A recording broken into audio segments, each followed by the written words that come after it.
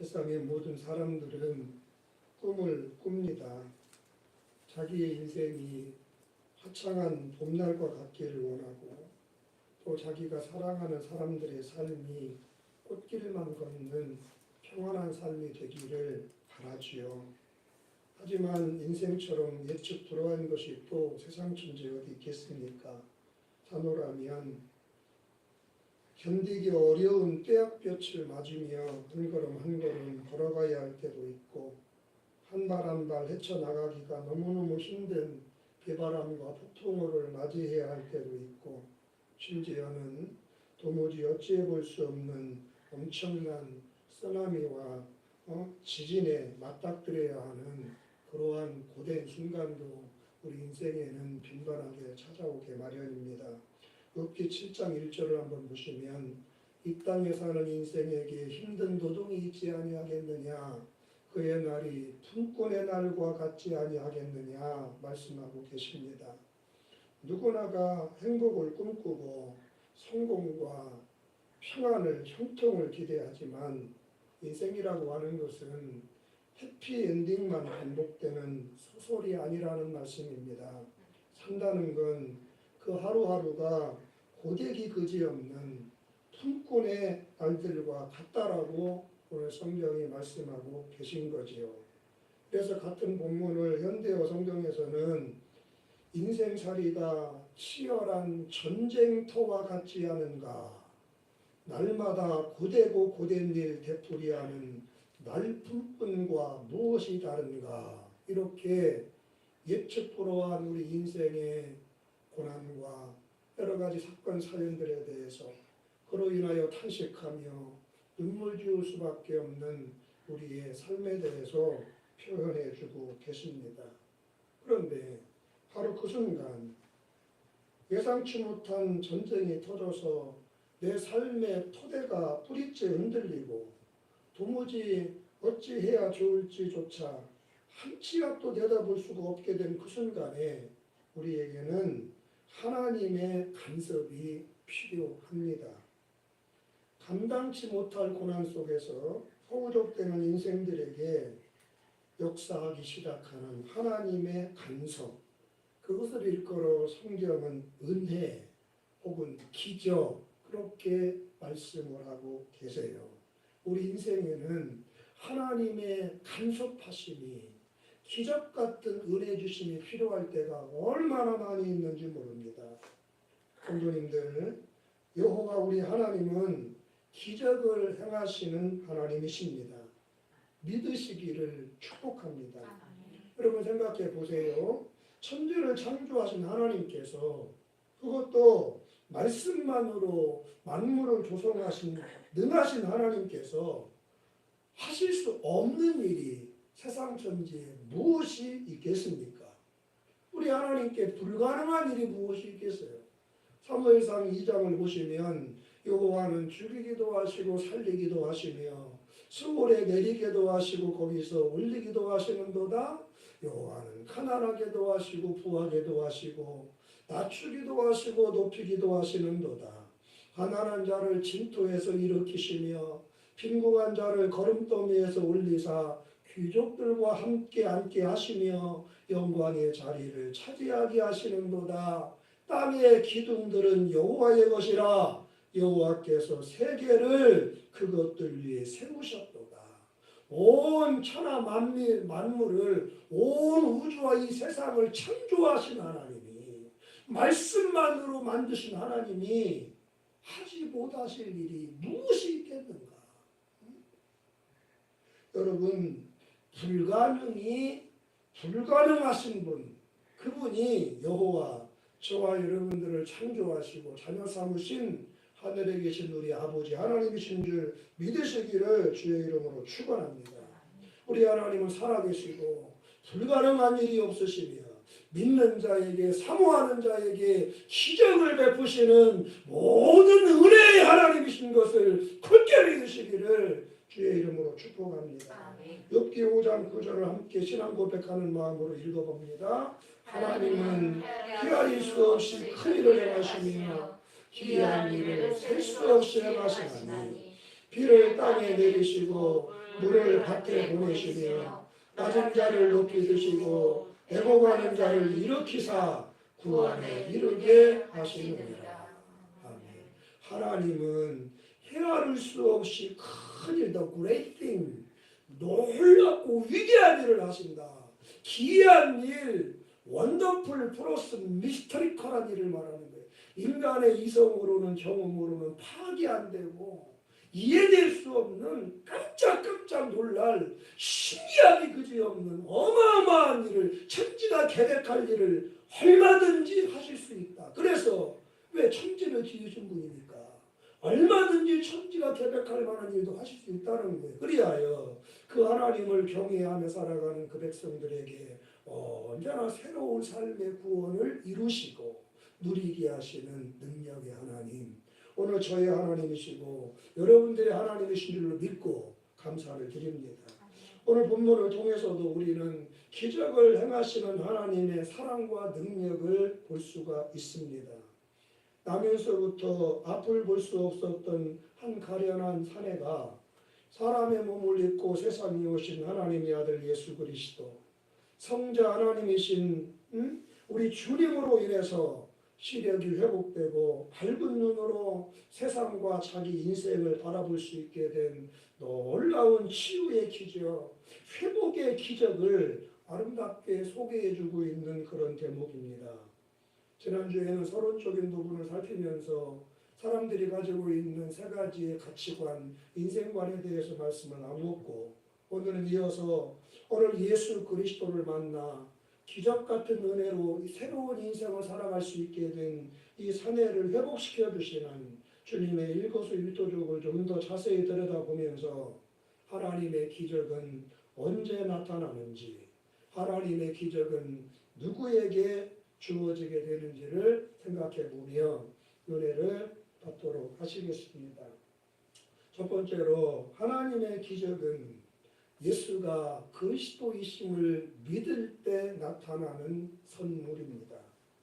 길을 가던 중 선천성 시각장애인을 만난 제자들이 예수님께 묻습니다. 선생님, 저 사람이 태어날 때부터 장님인데 그게 부모의 죄 때문에 저렇게 된 것입니까? 자기 자신의 죄 때문에 저 사람은 저렇게 태어난 것입니까? 묻습니다. 그러자 예수님께서 대답을 하시지요. 그 사람이나 그 부모의 죄 때문이 아니라 그에게서 하나님이 하실 일이 있기 때문에 그 일을 이루시기 위해서 그 일을 통해서 받으실 영광이 있고 그 사람 받을 은혜가 있기에 하나님은 그렇게 저 사람 태어나게 한 것이다. 이렇게 말씀을 하세요. 그러시고는 이 사람을 드디어 치료해 주기 시작하시는데 이어지는 6절 이하를 또박또박 읽겠습니다. 이 말씀을 하시고 땅에 침을 뱉어 진흙을 이겨 그의 눈에 바르시고 이르시되 실로암 곳에 가서 씻으라 하시니, 실로암은 번역하면 보냄을 받았다는 뜻이라 이에 가서 씻고 밝은 눈으로 왔더라. 아멘. 여러분, 우리 주 예수님 전능하신 하나님의 아들이십니다. 우리는 성부, 성자, 성령 삼위일체 하나님을 믿는데 각각의 완전한 신성을 가지고 계신 이 세 위는 서로 끊임없이 소통합니다. 서로 사랑하고 서로를 알고 누리고 함께 있고 탐구하고 창조합니다. 그리고 그 가지신 바 지혜와 권능과 영광은 성부, 성자, 성령 세 위의 하나님이 완벽하게 동등하십니다. 다만 위격상 성부와 성자와 성령 하나님으로 존재하고 계실 따름입니다. 자, 어렵겠지만 무슨 말씀을 드리고자 하는 것이냐면 지금 이 소경 앞에 서신 예수 그리스도, 이 사람의 이 안못 보는 인생의 문제를 해결해 주시는 기적의 은총을 베풀어 주시는 이 예수 그리스도, 그분이 바로 하나님이시다 그 말이에요. 따라하십시다. 예수님이 하나님이십니다. 아멘. 아멘. 빌립보서 2장 5절에 보시면 너희 안에 이 마음을 품으라 곧 그리스도 예수의 마음이니 그는 즉 그리스도 예수는 근본 하나님의 본체시다. 그분이 곧 하나님이시다. Jesus is the God.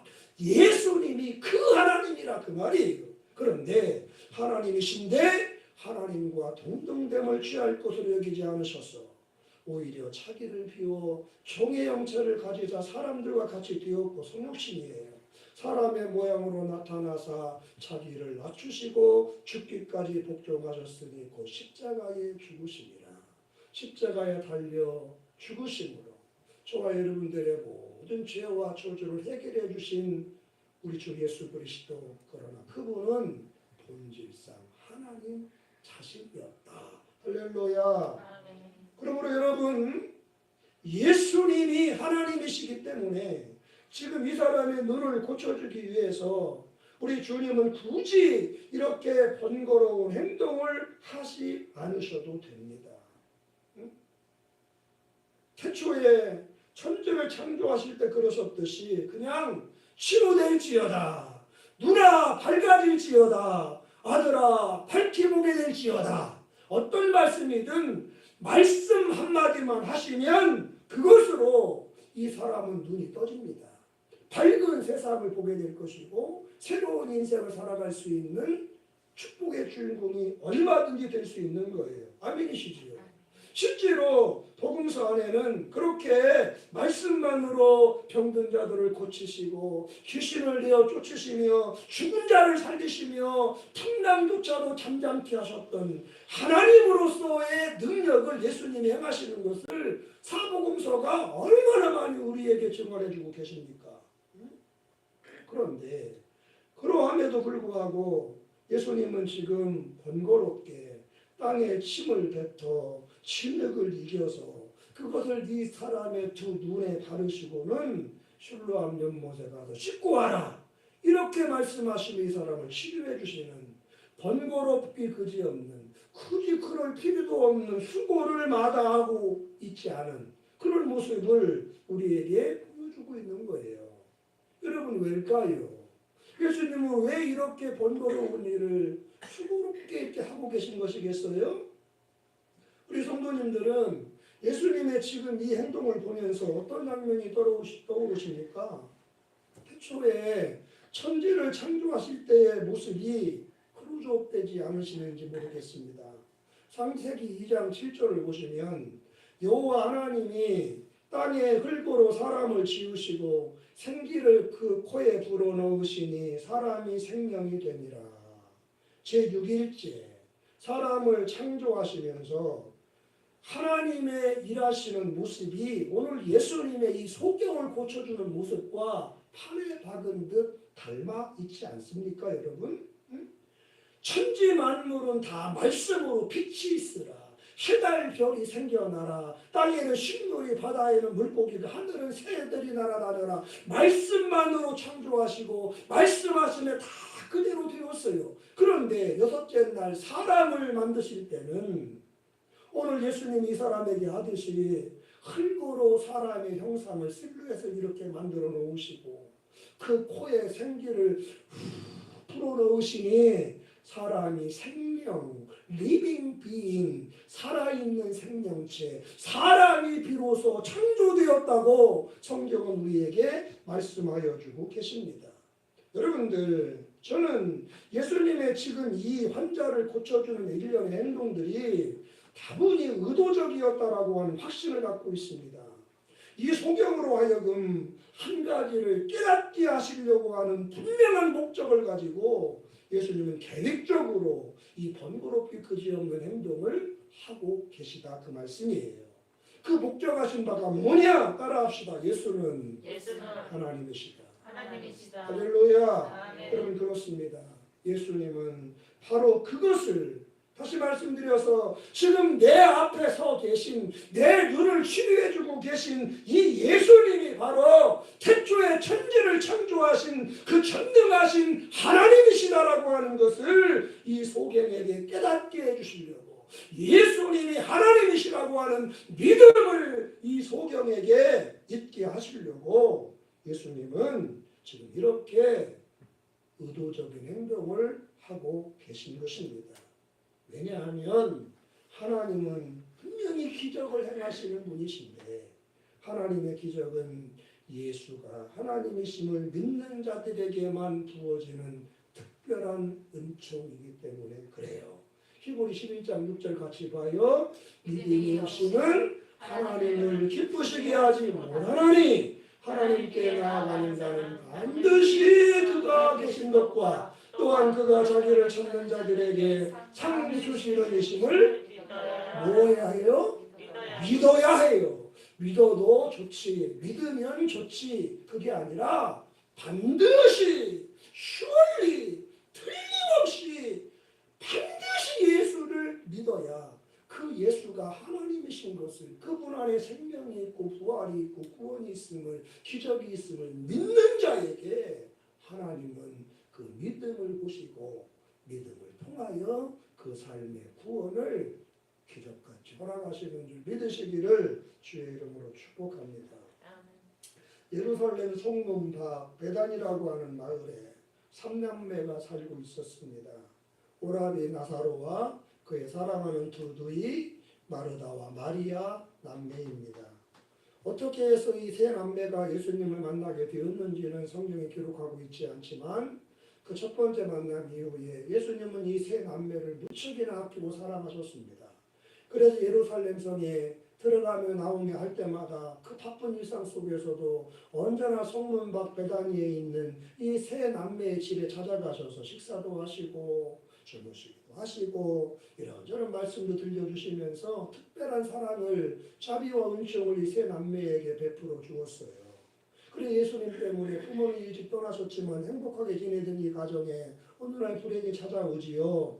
가장 같은 오라비 나사로가 원인 모를 병에 걸려서 시름시름 앓기 시작하고 조금 지나면 나으려니 이약저약 써봤지만 웬걸 점점 증상은 악화되고 큰일 날 것 같아.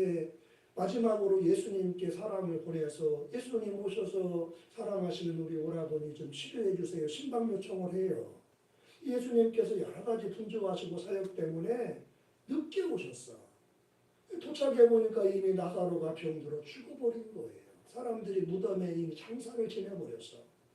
뒤늦게 도착한 예수님께 말하다가 그러지요. 예수님 왜 이제 오셨어요? 일찍 오셨어야지. 예수님 조금만 일찍 오셨으면 능력 많으신 예수님 때문에 우리 오라버니 치료받고 살았을 텐데 왜 어쩌다 이때 오셨어요? 아무 소용없어요. 끝났어요. 우리 오라버니 죽었어요. 무덤에 장사 지낸 지 나흘이 지나서 냄새가 나요. 원망하며 야속해하며 절망 중에 흐느끼는 이 자매에게 예수님께서 말씀을 하십니다. 나는 부활이요 생명이니 나를 믿는 자는 죽어도 살겠고 무릇 살아서 나를 믿는 자는 영원히 죽지 아니하리니 이것을 네가 믿느냐? 대답을 하죠. 주여 그렇습니다. 주님은 그리스도 즉 하나님의 아들 왕이시고 세상에 오시는 하나님의 아들이신 걸 내가 믿나이다. 마리아야 내가 하나님이야. 나를 참으로 믿는 자는 죽은 자도 살고 살아서 믿는 자는 영생으로도 너 믿니? 아멘. 주님 믿습니다. 내가 믿습니다. 사실 이 말씀에는 믿고 싶습니다. 그런 뜻도 있었겠지요. 그 말을 들으시고 예수님이 대답을 하십니다. 네가 믿으면 하나님의 영광을 보리라. 따라하세요. 믿으면 보리라. 누가 하나님의 영광을 봐요? 믿는 그 사람이. 기적은 믿는 자의 몫입니다. 어떤 믿음? 예수가 하나님이심을 믿는 믿음, 예수가 구세주이심을 믿는 믿음. 그 믿음이 있으면 그 사람은 구원을 봅니다. 기적을 봅니다. 천국을 보는 줄 믿으시기를 축원합니다. 네가 믿으면 하나님의 영광을 보리라 말씀을 하시고는 무덤가에 가셔서 돌문을 열어놓으라 말씀을 하세요. 제자들이 말립니다. 선생님 썩어서 냄새가 납니다. 중동은 무지하게 덥잖아요. 사흘이나 지나서 구더기가 썰었습니다. 개의치 말고 문을 열어놔라. 우리가 할 일이 있어야 기적에는 분명히 열어놓습니다. 그러자 주님이 나사로야 나오너라 말씀을 하세요. 어떤 일이 벌어져요? 죽은 나사로가 수족을 배로 왜 염을 하니까 수족을 배로 동인 채 무덤에서 뚜벅뚜벅 걸어나와. 할렐루야. 서로 놓아 다니게 하라. 죽은 자가 살아나는 기적이 나타난 줄 믿으시기를 주의 이름으로 축원합니다. 이 기적, 나사로의 부활, 그리고 죽었던 오라비 나사로가 살아남으로 이 가정이 회복되는 가정의 부활, 슬픔과 절망 속에서 불행에 잠겨있던 이 남매 마리아와 마르다의 기쁨의 부활, 언제 나타났어? 믿을 때. 따라하세요. 내가 믿나이다. 예수가 하나님이시고 그분 안에 기적과 천국이 있음을 내가 믿나이다 고백했을 때 기적은 그 가정에 그들에게 나타난 줄로 믿습니다. 성도님들, 하나님은 영원히 살아계시고 지금도 필요한 곳, 필요한 사람들에게는 얼마든지 또 다른 기적을 행하시는, 또 다른 치료, 또 다른 회복, 또 다른 부활을 일으키시는 응답의 하나님이신 줄 믿으시기를 축복합니다. 문제는 이 사람들이 말이에요, 과학이라고 표현되는 합리주의와 이성주의의 가르침에 세뇌가 되어가지고 기적을 믿지를 않는 거예요. 기적을 행하시는 하나님을 인정하지 않기 때문에 기적이 나타나지 않는 거예요. 믿음이 없기 때문에 그래요. 우연이라고 그래요. 그러나 믿는 자에게는 하나님은 지금도 살아계시고 천지 만물이 믿음으로 하나님의 말씀으로 지어진 줄 아나니. 할렐루야. 믿으면 하나님이 보여요. 믿으면 하나님의 기적은 지금도 나타나고 있어요. 사랑하는 성도 여러분, 믿는 자는 보게 됩니다. 로마서 10장 9절 이하에서 성경이 말씀을 하세요. 네가 만일 네 입으로 예수를 주로 시인하며 또 하나님께서 그를 죽은 자 가운데서 살리신 것을 네 마음에 믿으면 구원을 받으리라. 예수를 믿으면 구원을 받으리라. 사람이 마음으로 믿어 의에 이르고 입으로 시인하여 구원에 이르느니라. 성경에 이르되 누구든지 그를 믿는 자는 부끄러움을 당하지 아니하리니. 가난의 부끄러움, 질병의 부끄러움, 배신의 부끄러움, 어떤 종류의 부끄러움이든 예수가 하나님이심을 믿는 자, 주님 안에는 불가능이 가능으로 바뀐다고 확신하는 자, 그 부끄러움을 떨쳐버리고 인생이 부활하게 되는, 불행이 행복으로 리셋되어지는 놀라운 역사가 나타납니다. 이것은 유대인이나 헬라인이나 차별이 없습니다. 한 분이신 주께서 모든 사람의 주가 되사 그를 부르는 모든 사람에게 부요하시도다. 시작. 누구든지 주의 이름을 부르는 자는 구원을 받으리라. 잘 하시는 말씀이지요. 누구든 주의 이름을 부르는 자는 구원을 받는다. 구원 자체가 기적인데 죄인이 의인 되는 게 기적 아닙니까? 지옥 백성이 천국 백성 되고 가난한 자가 부한 자가 되고 병들어 골골하던 자가 강건해지게 되는 거, 미움받고 배신당한 사람이 사랑받고 인정받는 거 다 기적이지요. 구원은 기적인데 그 기적은 주의 이름을 부르는 자의 몫인데 믿지 않는 분은 어찌 부르겠어요. 예수를 믿는 자만이 예수를 불러요. 그리고 기도는 믿는 자만이 하는 거예요. 자, 아무튼 여러분들 하나님의 존재를 믿으시기를 바랍니다. 예수 그리스도가 그분의 아들이신 것을 믿으시기를 바랍니다. 그리고 우리 주님 안에는 부활과 영원한 생명이 있음을 믿게 되시기를 축복합니다. 그 진리가 참으로 믿어질 때 믿은 그 사람에게는 죽어도 살고 살아서 믿는 자는 영원히 죽지 않게 되는 기적이 나타나게 될 줄로 믿습니다. 악보를 띄워봐요. 내가 믿기만 한다면 오병이어의 이적이 내 삶 속에서 일어나리. 내가 믿기만 한다면 여리고성 무너지니 내 삶 속에서 일어나리. 천지를 창조하신 하나님께서 불가능한 일이 있으며 천지를 다스리는 그 하나님이 무엇인들 못하실까. 내가 믿기만 한다면 하나님은 일하시리. 내 삶 속에서 일하시리. 내가 믿기만 한다면 성경 속의 이적이 내 삶 속에서 일어나리. 여기까지만 합시다. 2절 3절 가사만 읽어볼게요. 내가 믿기만 한다면 홍해가 갈라지듯이 내 삶에 기적이 일어나리. 내가 믿기만 한다면 죽은 자가 살아나듯이 내 삶에 이적은, 표적과 이적을 합친 말이에요.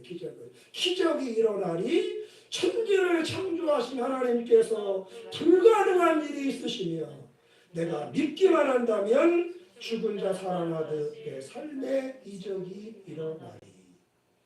할렐루야. 여러분 믿어야 돼요.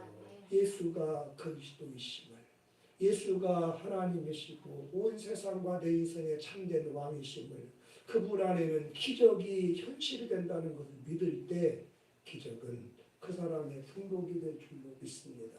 그때 나타나는 거예요. 두 번째, 하나님의 기적은 겸손의 자리로 나아갈 때, 즉 저와 여러분 안에 심겨진 겸손이 무르익어서 결실할 그때 기적은 나타나게 됩니다.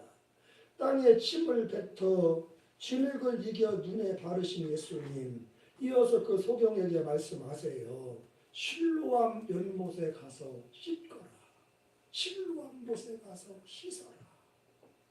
그 당시 실로암은 예루살렘 동남쪽에 위치한 작은 저수지였는데 그 물이 예루살렘 성전 안으로 흘러 들어가서 생활 용수도 되고 허들의 물, 어떤 농업 용수도 되고 그렇게 쓰여졌습니다. 그리고 그 연못으로 예루살렘 성 사람들이 나아가기 위해서는 성문 밖을 나가야 되고, 그리고 33개의 계단을, 돌계단을 내려가야만 실로암 연못을 닿을 수가 있었어요.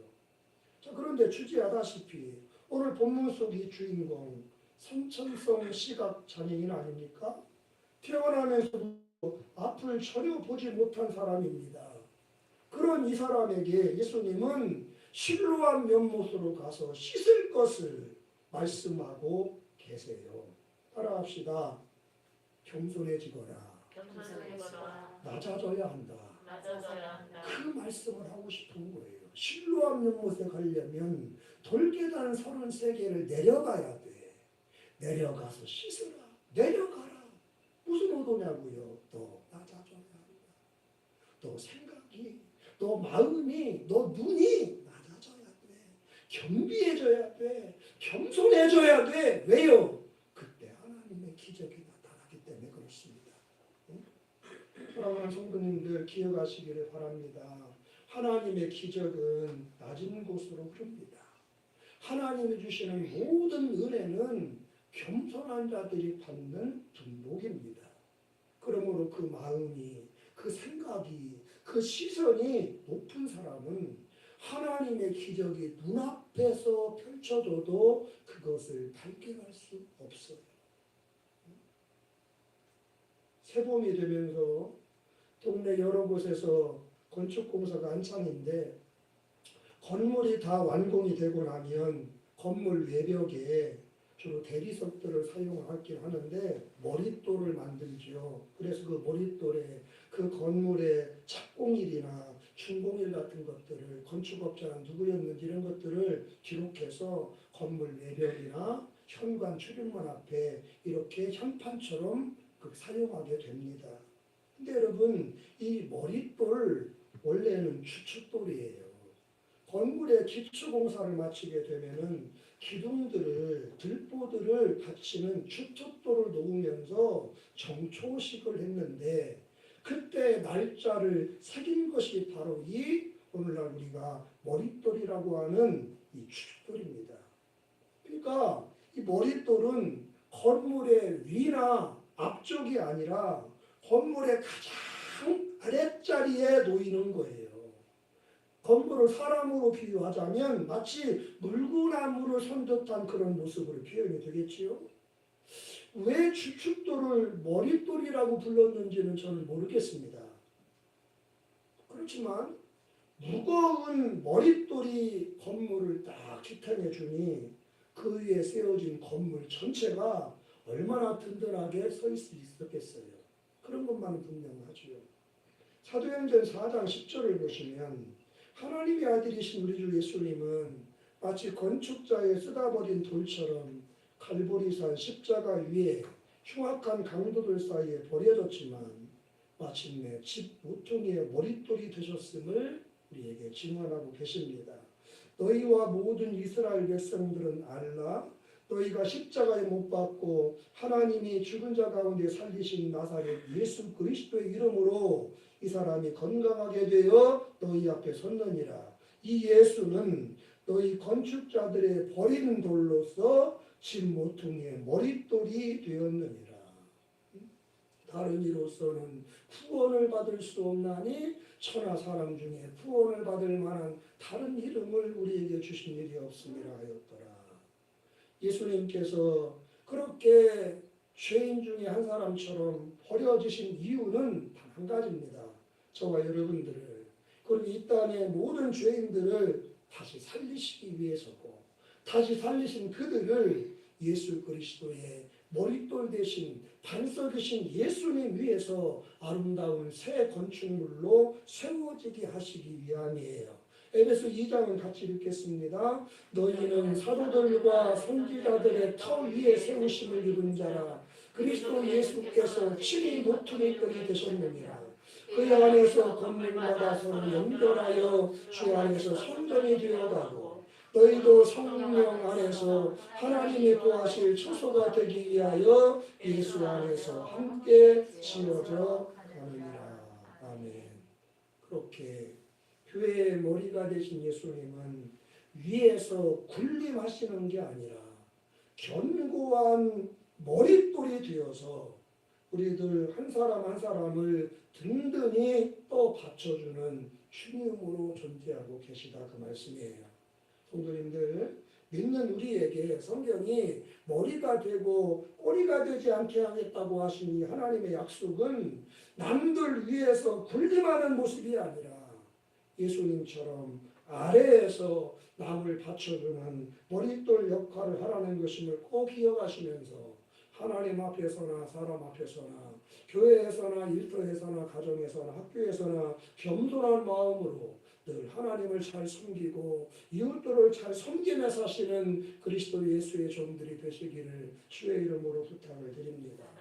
겸손하여서 항상 남을 나보다 낮게 여기고 섬기며 살아가는 사람, 그 사람들이 하나님의 특별 은총의 주인공이 되기 때문입니다.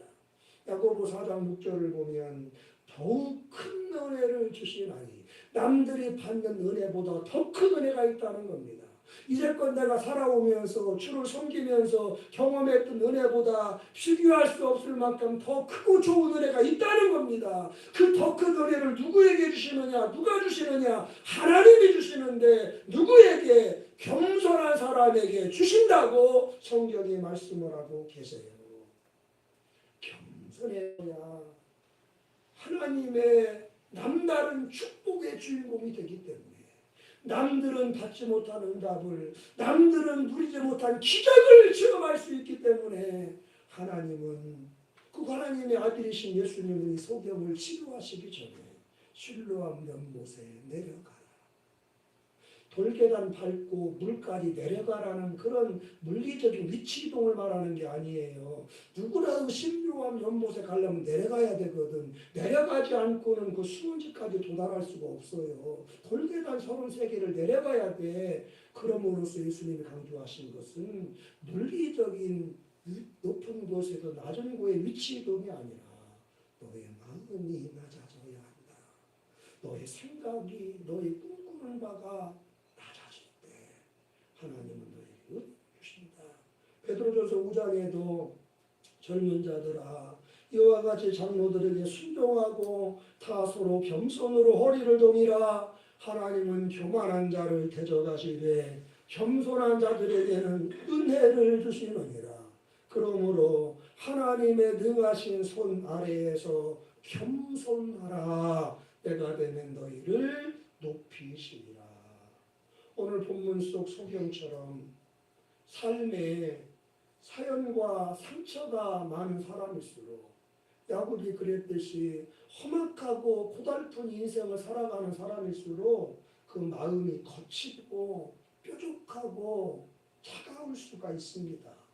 세상과 하늘을 향해서 그리고 가까이에 있는 가족이나 이웃들에게 쌀쌀맞게 굴고 험하고 모질게 행동하기가 쉬운데 바로 그 마음이 바뀌어야 한다는 것입니다. 내가 이렇게 힘들고 고통스러운데 뭐하고 있는 거야? 그동안 네가 내 남편, 내 아내, 내 부모, 내 자식으로서 나를 위해 해준 게 뭔데? 그랬던 뾰족하고 차갑고 냉랭했던 그 마음이 나 때문에 이 사람은 얼마나 힘들까? 나를 만나서 이 나이가 되도록 저렇게 고생을 하고 있으니 어찌할꼬 그 마음으로 낮아져야 한다는 거예요. 할렐루야. 바뀌어야 한다는 거예요. 그때 그 사람 높여주시는 하나님의 권능의 손에 붙들린다는 것입니다. 장차 예수님께서 예루살렘 성에 들어가 왕이 되시면 예수님의 제자요 3년 동안 동고동락했던 12제자의 누리들 가운데 누가 가장 큰 자리, 누가 가장 영광스러운 자리에 앉게 될까를 두고 제자들이 서로 다투고 논쟁을 벌인 적이 있어요. 그때 예수님께서 그들에게 다음과 같이 말씀을 하십니다. 예수께서 제자들을 불러다가 이르시되 이방인의 집권자들이 그들을 임의로 주관하고 그 고관들이 그들에게 권세를 부리는 줄을 너희가 알거니와 다 함께 너희 중에는 그렇지 않아야 하나니 너희 중에 누구든지 크고자 하는 자는 너희를 섬기는 자가 되고 너희 중에 누구든지 으뜸이 되고자 하는 자는 너희의 종이 되어야 하리라.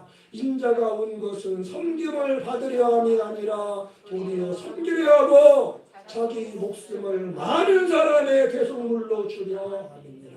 여러분 하나님이시고 구세주이신 예수님이 섬김받는 데 오라요. 그 제자들이요 피조물이요 종들이 제자들이 섬김받는 데 오라요. 삼척동자도 다 하는 질문 아닙니까? 그런데 정작 섬긴 건 예수님이에요. 제자들의 모래바람에 더러워진 손과 발을 싹 닦아주신 건 예수님이세요. 그들이 배고파하면 숯불을 피워 음식을 구워주신 것도 예수님이시고 섬김받아야 될 분이 섬기셨기에 부활의 첫 열매로 하나님은 예수를 높이신 거예요. 우리는 그분을 따르는 제자들이에요. 내가 부모인데 너 왜 나를 존경하지 않는 거야? 내가 남편인데 내가 아내인데 왜 나를 섬기지 않는 거야? 엄마, 내가 엄마 아들이고 엄마 딸인데 왜 엄마는 나를 사랑 안 해줘? 뒤집어져야 한다는 거예요.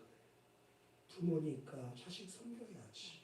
자식이니까 부모님 섬겨드려야지.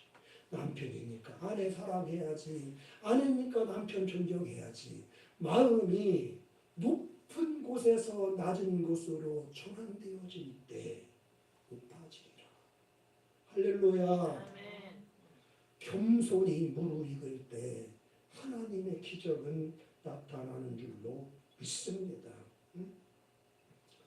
사랑하는 성도 여러분, 낮아져야 주님이 높여주셔요. 이 사람 실로암 연못 내려갔기 때문에 기적을 체험한 밝은 눈으로 올라올 수 있었다는 거 꼭 기억하시면서 사순절 보내시고 인생의 남은 때를 경주하시는 그리스도인들 되시기를 바랍니다. 마지막으로 하나님의 기적은 참된 회개에 젖어들 때 나타납니다. 우리 주님 이 소경을 향해서 실로암 연못에 가서 씻으라고 말씀을 하세요. 가서 뭐하라? 씻으라.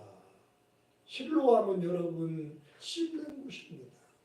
옛날 동네 우물이나 시냇가에 아낙네들이 3, 4, 5 모여서 빨래를 하고 세수를 하고 식자재를 다듬고 더운 날에는 목욕을 하고 그랬던 것처럼 더러워진 몸과 옷가지들을 깨끗이 씻는 곳이 연못이 당시의 실로암 연못이었습니다.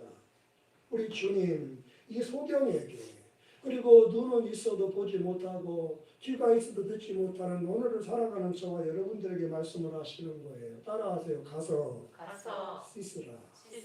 가서 씻으라. 그런데도 수많은 사람들이 실로암 연못가에 내려가기는 하는데 간절한 마음으로 씻지를 않습니다. 그래서 닫힌 눈이 열리지를 않고 뿌연 시야가 밝아지지 않아 불편하고 고통스러운 생을 그대로 살아가는 것이에요. 오늘날도 마찬가지입니다. 많고 많은 사람들이 이런저런 계기로 실로암인 교회에 찾아오지만 진실한 마음과 예수 그리스도의 보혈을 의지하여 죄를 씻으려고는 하지 않습니다. 신앙생활 속에 도무지 회개를 찾아볼 수가 없는 거예요. 구원받기를 원하고 은혜받기를 원하고 응답받기를 원하고 기적의 주인공이 되기를 원하면서도 정작 그 모든 것을 가능하게 만드는 회개가 없는 신앙생활을 하고 있는 거예요. 간구가 있는데 회개가 없어요. 그래서 예배는 드리는데 그 예배 속에 성령의 임재는 없는 것이고 기도는 있는데 응답은 없는 것이고 이런저런 헌신과 봉사와 충성은 있거니와 하나님의 기적은 그의 인생 속에 나타나지를 않는 것입니다. 사랑하는 성도님들, 정말로 기적이 너무너무 필요한 시대고 하나님의 특별 은총이 너무너무 필요한 우리들의 세계 아닙니까? 그런데도 불구하고 정작 우리 삶 속에는 왜 기적이 나타나지 않습니까? 어째서 하나님의 축복은 우리와는 관계없는 듯 우리는 그렇게 핑그런 말 가지고 신앙생활을 해야 하는 것입니까?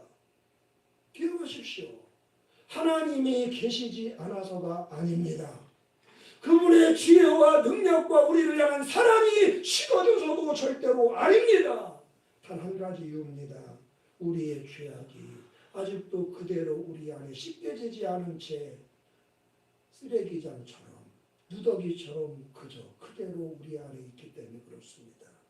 그 죄가 탐이 되고 병이 되는 거예요. 이사야서 59장입니다. 여호와의 손이 짧아 구원하지 못하심도 아니요 귀가 둔하여 듣지 못하심도 아니라 오직 너희 죄악이 너희와 너희 하나님 사이를 갈라놓았고 너희 죄가 그의 얼굴을 가리어서 너희에게서 듣지 않으시게 함이니라. 이는 너희 손이 피해 너희 손가락이 죄악에 더러워졌으며 너희 입술은 거짓을 말하며 너희 혀는 악독을 내미니라. 하나님의 팔이 짧아져서가 아니라 여러분 사람이 팔이 길었다 줄었다 합니까? 하나님의 귀가 막 귀지가 꽉 차가지고 어릴 때 귀앓이를 해가지고 후유증이 생겨서 귀가 흐려지고 그래서 우리의 기도를 못 듣고 우리가 하나님을 찾아도 우리를 못 잡아주시고 하나님의 관절염이 생겨가지고 인공관절 수술을 해가지고 우리가 물에 빠졌는데 다가와서 건져주지 못하는 게 아니라 하나님은 지금도 팔이 크다. 하나님은 지금도 눈이 밝고 귀가 밝다. 다 듣고 다 보고 다 알고 계시고 얼마든지 언제든지 너희를 건져낼 수 있다. 그런데 너희 안에 씻겨지지 않은 죄와 허물이 탐이 되고 표기 되어 너희 기도가 하나님께 올라가는 것을 막고 하나님의 자비와 긍휼이 기적으로 나타나는 것을 현저하게 회방하고 있기 때문이라고. 그리스도인인데 세상 사람처럼 살아가는 삶의 모습이 너의 삶 속에 있기 때문에 기적은 소설 속의 얘기라고 너의 인생은 그런다고 이야기하는 거예요. 예레미야 5장을 한번 보시겠습니다. 너희 허물이 이러한 일이 뭐겠어? 오늘 설교 주제에 의하면 기적이죠. 내 삶에 기적이 나타나야 되는데 무엇이 그걸 물리쳐요? 너의 너희 죄가 좋은 건 뭐겠어요? 기적이지요. 응답이지요. 내가 원하는 그것이지요. 직장이든 좋은 이성 친구든 원만한 친구들과의 관계든 병이 고침만 뭐가 됐든 너의 인생에 필요한 좋은 그것이 너희 죄 때문에 막히고 있느니라. 그러니까 답은 몇 개밖에 없는 거예요. 물론 회개가 말처럼 쉬운 거 아니에요. 회개와 뉘우침은 다르니까. 자신의 실수와 부족함을 인정하는 것이기 때문에 자존심이 상할 수도 있고, 또 경우에 따라서는 보상과 어떤 배상의 책임도 따르는 것이기 때문에 희생을 각오하지 않으면 참된 회개에 이르기가 어렵습니다. 그러나 여러분, 입에서는 쓰고 그 순간에는 고통스럽지만 그때가 지나고 나면 속에서는 달고 오랜 세월 평화롭게 지낼 수 있게 하는 것이 회개라는 사실을 꼭 기억할 수 있게 되기를 주의 이름으로 축복합니다. 보십시오. 오늘 이 산에 실로암으로 내려가는 그 길은 이리 치이고 저리 치이고 왜 안 보입니까? 세상에서 가장 불쌍하고 고통스러운 사람 중에 하나처럼 보였지만 실로암에 내려가서 그 물로 씻고 올라올 때는 가장 행복한 사람으로 그의 인생이 리셋돼 있었음을 오늘 성경에 보여주고 있는 거예요. 할렐루야. 회개는 쓰린 것이고 회개는 싫은 것이고 회개는 불편한 것이고 때를 따라서 책임져야 될 것이 많은 일이지만 그 결과는 너무나 달콤하고 우리 인생을 빛나게 하고 행복하게 만드는 첩경이 회개라는 사실을 믿고 회개의 능력자들 되셔서 기적을 누리며 살아가는 성도님들 되시기를 주의 이름으로 축복합니다. 잠언 28장 같이 읽겠습니다. 자기의 죄를 숨기는 자는 형통하지 못하나 죄를 자복하고 버리는 자는 불쌍히 여김을 받으리라. 아멘. 따라합시다. 주여 용서하여 주시옵소서. 하나님 잘못했습니다. 여러분 회개의 신앙을 회복하시기를 주의 이름으로 축원합니다. 그리고 회개로 끝나지 말고 참된 회개는 삶의 방향 전환이니 회개한 그것을 반복하지 말고 내어버림으로 형통하려면 기적이 나타나야 되지. 세상에 어떤 성공이 그냥 술술술 실 시작만 하면 다 성공해요. 얼마나 많은 돌발 상황이 많은데 형통케 되려면 기적이 나타나야 돼요. 하나님은 회개를 통하여 정결케 된 사람, 성결함을 회복한 사람들에게 큰 집에는 금그릇, 은그릇, 나무그릇, 질그릇 있다. 자기를 깨끗게 하는 그릇이 할렐루야. 성결해질 때 질그릇은 은그릇 되고 은그릇은 금그릇 되고 우리 인생에 좋은 날이 오는 거예요. 성도님들, 교회는요 실로암이에요. 실로암. 세상에서 이런저런 사연들로 억울하고 한숨 짓고 눈물 나던 사람들이 누구라도 찾아오고 또 언제라도 찾아와서 몸과 마음과 삶까지도 깨끗이 씻어주셔서 새 인생을 새롭게 살아갈 수 있게 하시는 예수님 만나는 실로암의 교회인 줄 믿으시기를 축원합니다. 교회 와서 회개하기만 하면 인생 새로워져요. 그 인생 좋은 날이 와요. 우리 주님께는 그런 능력이 있으시다고요. 사도행전 3장 19절 이하에서 그러므로 너희가 회개하고 돌이켜 너희 죄 없이 함을 받으라. 이같이 하면 새롭게 되는 날이 주 앞으로부터 이를 것이요 또 주께서 너희를 위하여 예정하신 그리스도 곧 예수를 보내시리니 하나님이 영원 전부터 거룩한 선지자들의 입을 통하여 말씀하신 바 만물을 회복하실 때까지는 하늘이 마땅히 그를 받아들이라. 하나님은 우리에게 회복을 주기를 원하십니다. 너의 인생이 희망이 있고 비전이 있고 평안이 있고 풍요로워지기를 원하세요. 하나님 우리가 회개할 때까지 이 회복의 은총 유보하세요. 왜?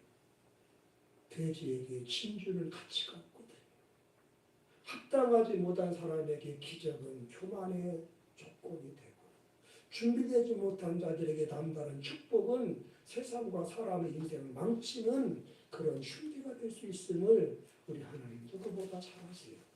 너희가 회개에 이를 때까지 기적을 행하시는 주님 기다리고 계십니다.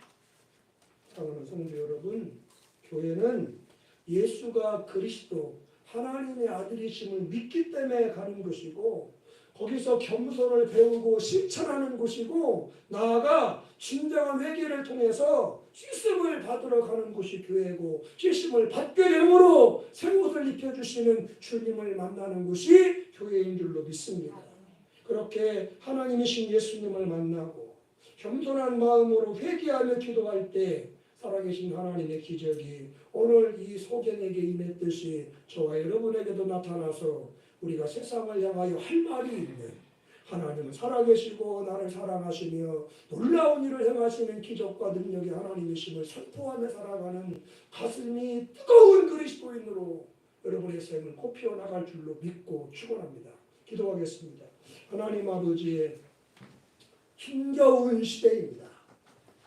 우리의 힘만으로는 풀리지 않는 식탈에 같은 문제가 얼마나 많은 시대인지 모릅니다. 하나님이 도와주셔야 됩니다. 하나님이 역사해 주셔야 됩니다. 하나님이 응답해 주셔야 됩니다. 하나님이 개입해 주셔야 됩니다. 기적을 행해 주셔야만 됩니다. 하나님의 기적이 나타나는 때 우리 인생 새롭게 되고 회복되어 영광 돌리며 잃어버린 감사와 찬송과 간증이 회복될 줄로 믿습니다. 예수가 하나님의 아들이심을 그분 안에 구원과 천국과 기적과 부활이 있음을 믿을 때 기적은 나타납니다. 교만을 버리고 낮아질 때 겸손하여져 섬기며 남을 나보고 존중히 여길 때 기적은 주어지고 우리가 그동안 하나님의 자녀로서 부끄럽게 살아온 거 철저히 자복하고 회개하여 성결케 될 때에 하나님은 우리를 회복시켜 주시고 우리 입술에 기적이 하나님께 올려드리는 벅찬 감사와 기쁜 찬송이 충만할 줄로 믿습니다. 그렇게 살게 하시옵소서. 받아야 될 은혜가 있는데 응답과 기적이 있는데 맛보지도 못하고 누리지도 못하여 덩어리 된 가슴처럼 쓸쓸하게 교회 다니는 불행한 그리스도인들 하나도 없게 하여 주시고 필요할 때마다 만나주시고 역사해 주시는 주님 걸 내 아버지라고 고백하며 행복하게 신앙생활하게 하시옵소서. 예수님의 이름으로 기도하였습니다. 아멘. 찬송 드립니다.